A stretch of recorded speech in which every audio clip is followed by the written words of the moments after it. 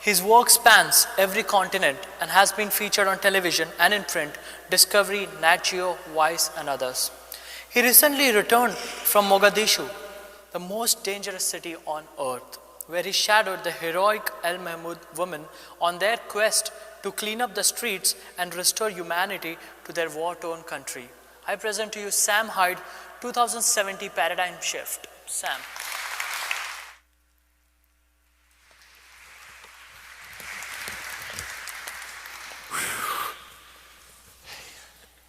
Can I have this water here?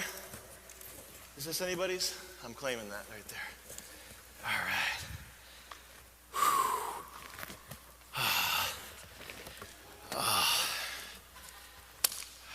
Got some notes here. Did I just drop the mic back? Oh, good. Okay. Keep that on me. Otherwise, you guys can't hear me.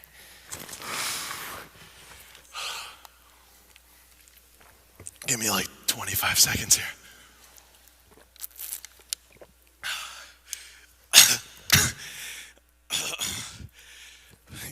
Give me like 10 more seconds.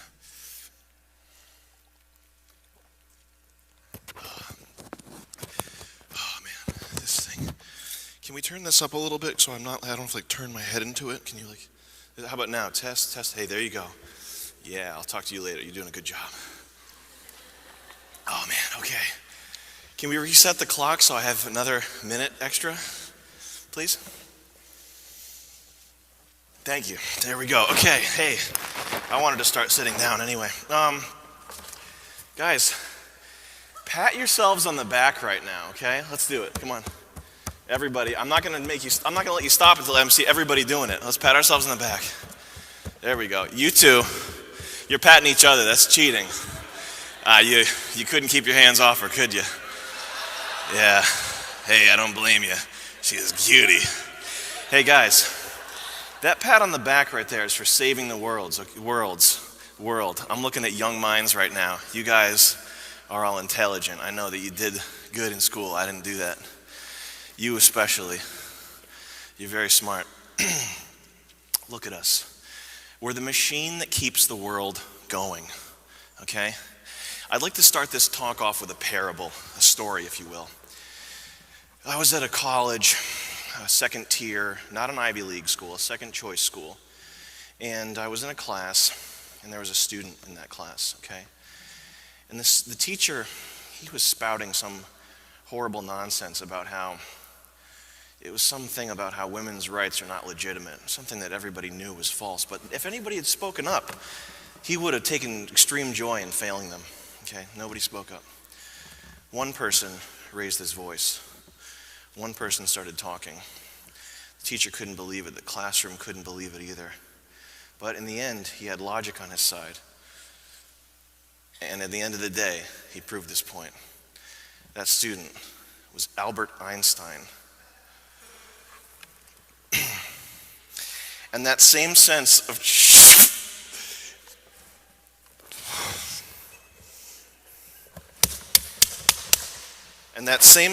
childlike play and innocence that we know from Albert Einstein, I can sense it in this room today. TEDx, Drexel University, Next X. So you got to be thinking to yourselves right now, who's this 22-year-old kid up on stage with a chip on his shoulder and his heart on his sleeve and the world in his eyes?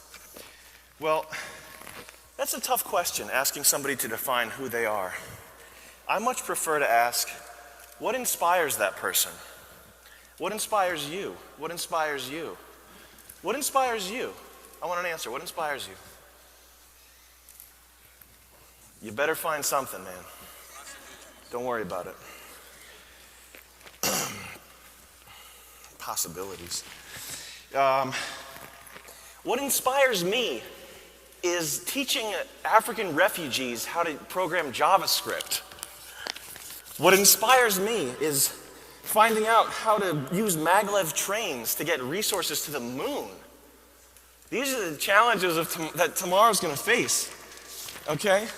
How are we going to get clean drinking water to 2 billion Chinese people? You got an answer? Get inspired. I'm going to be picking on you. The second thing that inspires me are ideas. Ideas are amazing. Ideas are like currency. Ideas are what drives the world. Ideas are what we need to get to the next stage. And not just great inventions like the train, little things like this microphone that enables me to speak to the unwashed masses. TED Talks. TED Talks are another great idea. Where would we be right now? And we have to talk about it because great ideas don't come in all shapes and sizes. 9/11, September 11th. And we're going to use some reverence here and not be silly about this, but look at what they accomplished with no weapons and just 11 guys who didn't even speak English. And that proves that sometimes great ideas are actually horrible ideas. So, I'm Sam Hyde. I'm an important thinker. I'm a creator, innovator, artist, idea. But above all else, I'm a passionate, childlike innovator. I've been all around the globe.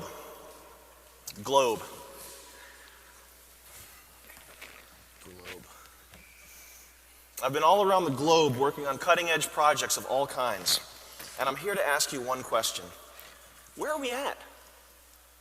Where are we? We've got all this great technology. We've got 7 billion people in the world. And according to UN projections, it's going to go up to 50 billion people. That's a lot of mouths to feed. And I don't think they're going to be able to feed themselves. So we better start coming up with some robots to bridge that gap. The West's sick addiction to fossil fuel is going to make this planet uninhabitable for the future generations. You'll know what I'm talking about if you've seen the movie An Inconvenient Truth. It's essentially what's going on is we're too selfish and we're driving our cars too much. And that's getting nature out of the picture. Now, we looked at the data. And what we found surprised us. What we found, right there, what we found was that culture is a sewer. We've got lewd media. We've got nasty bedroom things on TV. And they're sexualizing young girls, and it's getting to the point where even I have a problem with it. And it shouldn't be that way. Folks, we're all world citizens. We're all world citizens. There we go. We're all world citizens living together with one social contract, one economic future. We're all tied together. There's no more individual anymore. It's just the hive. So we have to stick together. We have to stick together and learn how to share. We have to learn how to share. Now, studies show that we work hard. It's true. Everybody in this room is a hard worker. You're a hard worker. You're a hard worker. You're a hard worker. I know because you're here. Okay? But studies show that we don't play hard enough. We got to play harder. It's because it's that sense of childlike playing that's going to save us in the end. Albert Einstein. But hunger, poverty. Okay, we're on this right now. Can you control the slides? Get on the right slide. Go ahead. It's fine. There we go. Trash economy. Go back. Okay. I was in Rwanda. I was with a little startup you may have heard of, Tesla. Okay? Elon Musk was there, a team of innovators, artists, creators, ideas, thinkers. We were there. And we were giving iPads to this village of Africans. And it was so freaky because, they're so intuitive. You just doop, swipe it, and it works. But these guys, we gave them like 2-hour tutorials, and they couldn't figure out how to use the freaking things. The problem is us. The people in this room right now, the solution is us. The problem is greedy corporations. We do things that matter. New York Times. I'll just skip ahead here. By my calculations, we have 5 years until the world ends. Unless we can start to reverse things like pollution and war. Pollution, war, these are big problems. Fix it now! Close your eyes. Everybody in this room, close your eyes. I'm not going to do anything weird or sensual with you. Close your eyes. We're going to change some minds right now.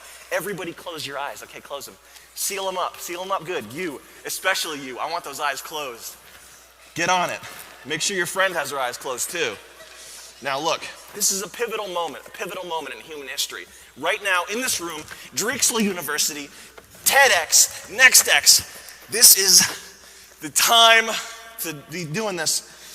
Take this moment in, breathe deeply, okay? Neurons are firing in your brain right now. You're more alert. You're astrally projecting.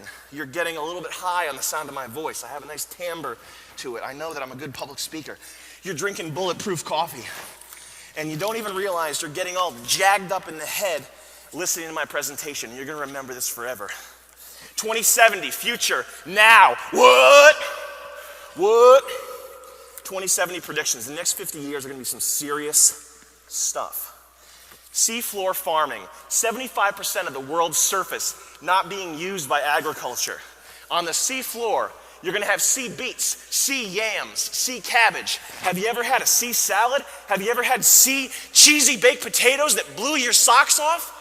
Because you're going to be. 2070 coming up. Trash economy. The abundance of trash. What are we going to do with it? Are we going to put it on an island? Are we going to make it somebody else's problem? Or are we going to take the initiative and take this problem by the horns? Trash economy. You use cubes of trash as money.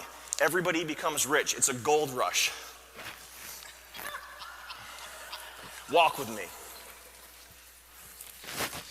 Most of the major cities will be replaced with vast pleasure domes used exclusively by the Excelsiites, who are the neo-upper class, while the displaced hordes of lower-class depth grovelers will live underground in tiered cities, endlessly toiling away for nuggets of neoplasmin. Video games are going to get more realistic. Super fuel-efficient vehicles getting 80, 100 miles per gallon, it's not that crazy. You think I'm nuts right now because I'm suggesting something high-tech like that? Flip side of that coin, gas, $10 a gallon. You can't win them all, but we can make do because we're going to have solar power also. Race riots, extreme racial tension and unrest.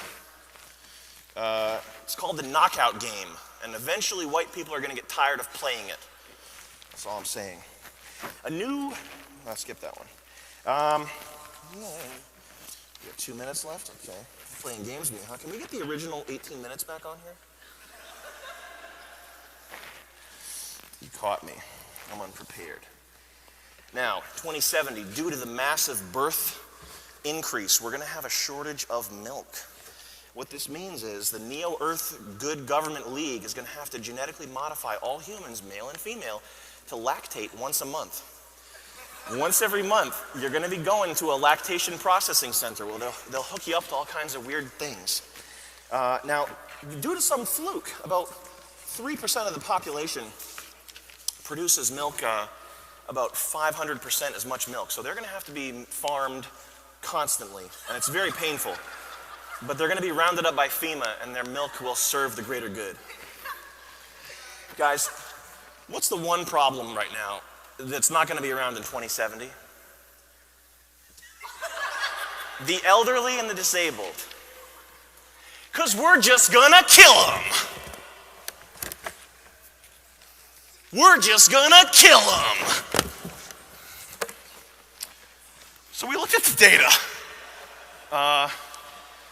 We got robots policing the streets. 2070, we got gay marriage. Surprise, surprise, bigots, okay? Sorry, in 2070, gay people are going to be allowed to get married. Get used to it. Make me sick sometimes. SodaStream will do for soda what 3D printing did for assault rifles. And I think you're going to be seeing a whole lot more of these great Apple products. The iMac.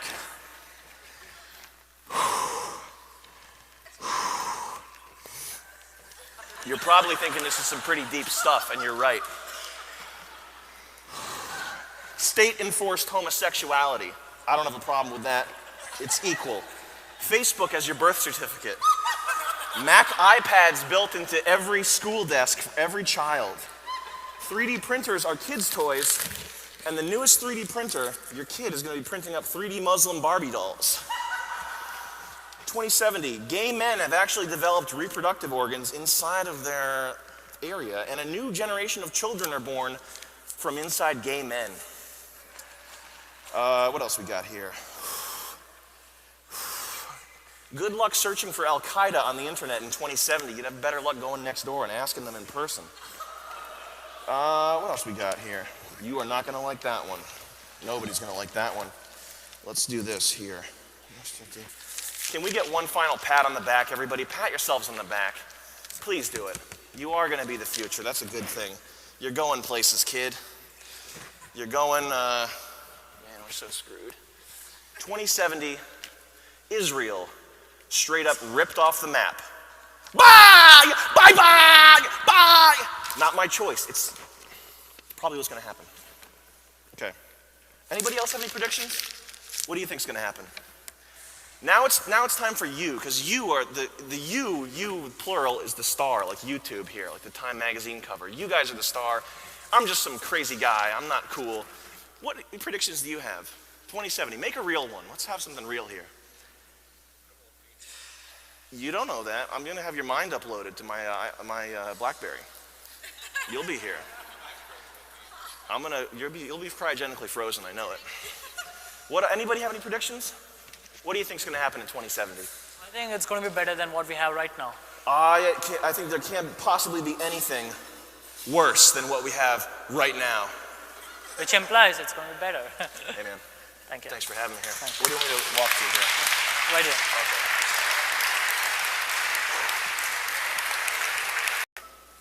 We have a question right here. Okay. This is for Mr. Hyde. Obviously, your presentation made a big impact on all of us, but I'd like to know what messages that you'd like us to take away from that exactly.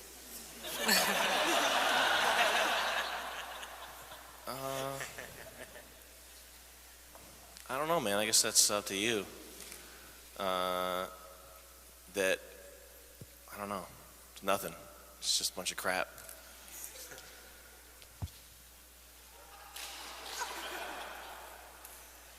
Any more questions? We have a question there. Yeah, I have a question for Mr. Richard. So, what do you think will be the future of the space program? In other words, what's going to be the next step? I don't know. I think, I think we have to have something that, politically motivates the country to actually do the exploration.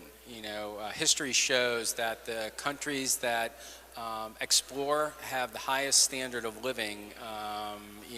When you go back to China, Portugal, Spain,